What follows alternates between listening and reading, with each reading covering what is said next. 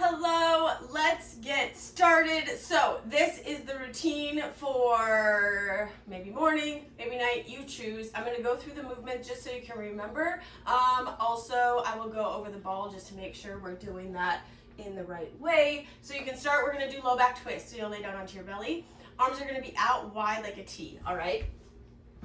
I'm going to go on a diagonal just so you can kind of see. I'll be like off my mat, but arms are out on a T. I'm going to look over to the left. I'm going to bend my left knee, lift my left toes up and back behind me. Notice how I'm trying to reach my toes towards my right shoulder, all right? So I'm going to reach my toes all the way back. Notice how your shoulder kind of pulls back. So the left hand, all right, is going to reach forward. So you're kind of getting an opposition twist. You're reaching the left fingertips forward. You're reaching the left toes back behind you.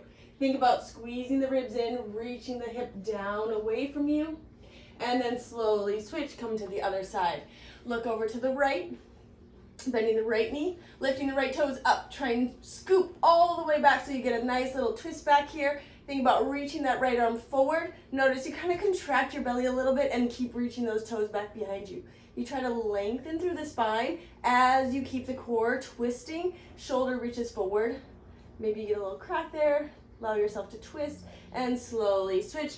One more each side. You can do as many as you want. Look to the left, reach up and back behind you. Allow yourself to breathe. Keep reaching those left fingertips forward. Think of the left shoulder reaching down towards the ground. Then switch, other side. Right, look over to the right. Reach your right toes up and back behind you. Rotating the toes back.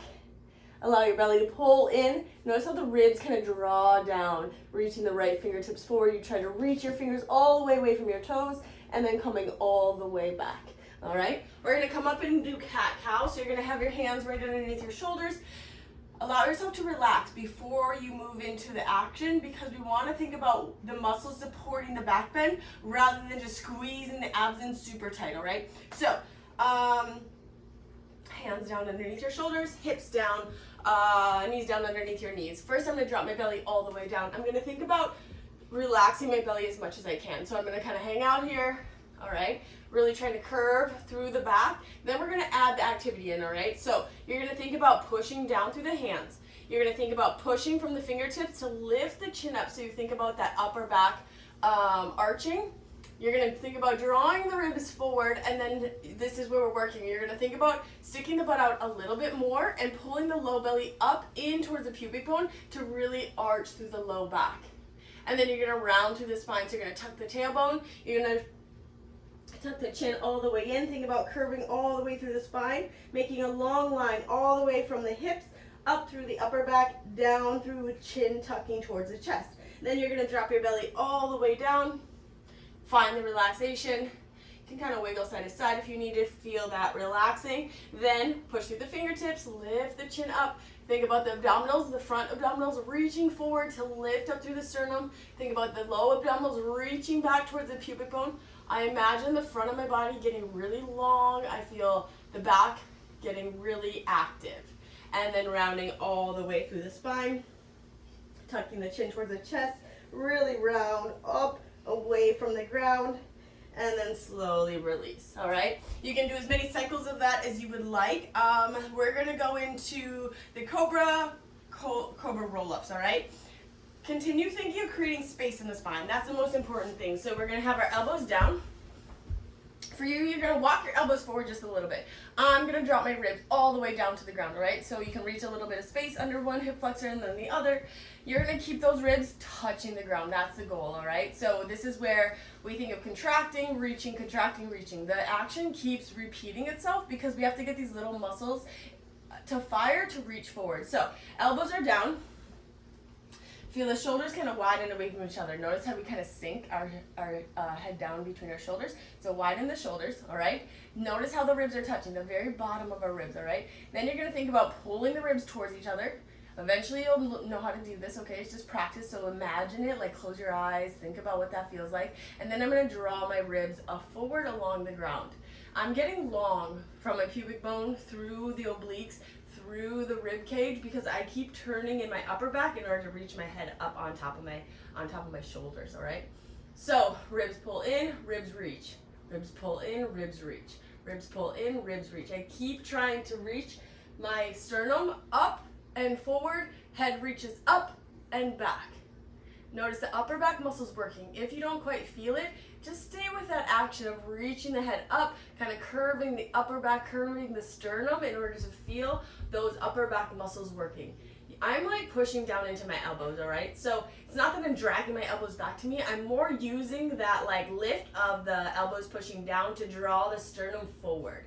So use the upper back muscles in order to make that action happen, and then slowly release. Adding on, we're gonna think about lifting all the way up. So you're gonna lift the head all the way up, you're gonna curve through the spine, and then slowly lower, don't come in. And then lifting the head all the way up. Think about reaching long through the head, feel the shoulders widen, squeezing the back muscles, and slowly lower all the way back down. And then lifting the head all the way up, squeezing the back muscles, feel the sternum reaching forward, and slowly lower all the way down. Notice how the head is going to peel up, shoulders peel up, everything peels up off the ground.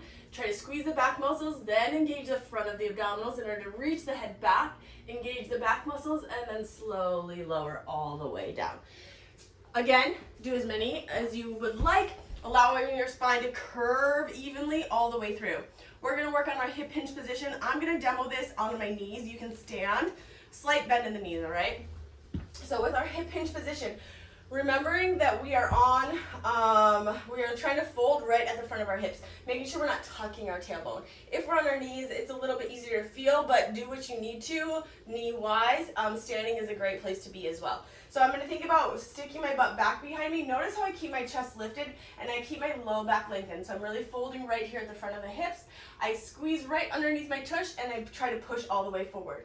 What you're going to feel if you're on your feet, you're going to feel a hamstring stretch. So you think about the sit bones reaching away from the heels as you hinge. Feel the low back lengthening and then squeeze your butt, come all the way back up. Keep reaching the hips back away from the top of the head, making sure we're not crunching the neck. We want to lengthen the neck and reach the head away and then squeeze the butt coming all the way forward, all right? Again, keep practicing that movement because we want to make sure that we're not rounding in our low back as we reach forward. We want to think about folding right at the hips. Then we're going to go into a single leg rock back. So reaching the foot out to the side, you're going to tuck your back toes underneath or keep your foot flat on the ground. You can also roll up a towel and put it right underneath the ankle or the toes, wherever, to make that foot really comfortable in the back, all right? Hands are going to be right underneath the shoulders. Notice that I'm going to keep my foot right in line with my knee, all right? So we're going to, again, drop the belly down, all right? We're practicing this hip hinge position. So instead of rounding the spine and rocking back to get a back stretch, we're actually trying to get an inner thigh stretch. So belly drops down, stick the butt out, fold at the hips as you reach the hips all the way back. Shifting forward, I push through my hands in order to reach my hips all the way back behind me. And then I shift forward, stick the butt out. Always think about drawing the belly down and then pushing back, all right? Draw the belly down, pushing all the way back. And we'll do two more, and pushing back. And last one, and pushing back. And then you can switch, you can do this on the other side, all right? So we are gonna do the ball. So we have the front of the foot, the heel, and then the arch of the foot. That's what we're gonna work on, all right? So I'm gonna have you put the ball right underneath the tarsals of the foot, all right? So probably can't see all of me, but I'm just gonna show you the feet. So you're gonna be right here on the ball of the foot. I'm gonna put my toes, or the ball arch of my foot on there, making sure that my butt's not back. I'm gonna try to squeeze my hips forward. I'm gonna shift the weight of my hip forward over the ball. Notice how my toes start to curl. I'm not actively curling them, they just naturally do that because we're kind of in like a pressure point of some sort. So I'm gonna stay here. If you want, you can kind of wiggle the ball side to side. You're gonna do this, stay here, allow the muscles to relax. So we are thinking of the insertion, the origin, and then the muscles in between, all right? So we're gonna let the ball of the foot relax, and then we're gonna come back, we're gonna switch to the heel. So we're gonna be right in between that fleshy part and the edge of that heel bone, which is a couple inches from the back of the heel. We're gonna stand on the ball, we're gonna think about all of our weight going back down. Again, we're not our hips back, we have our hips forward. I'm pushing all my weight down onto that ball. Kind of find a place where you're like, oh, that feels so good. You can wiggle just a little bit, but really letting the weight be heavy onto that ball. You don't have to stand on one leg, you can always use the other leg to support. I was just demoing how much weight is down into that ball. And then we're gonna go ball the foot. So we have five places on our thing on our foot we're thinking of. So you're gonna think about from the big toe down through the heel. Second toe, third, fourth, and fifth. And those tendons, ligaments, muscles all run along the arch of the foot. So we're gonna think about pushing through that first tarsal joint and roll all the way down, through the second one, through the third one. I'm trying to put the pressure of the ball underneath, or like put pressure on the ball as I roll from the front all the way to the back. Front all the way to the back. If there's a spot, you can go over a few times just to get a little bit of motion in there, movement in there. And arching that foot over and roll and roll. And then you can step off the ball, notice how your feet feel, take a little second, wiggle out, and then you can do the second foot, all right? I hope this is helpful. Try and do some of this stuff every day, and more to come.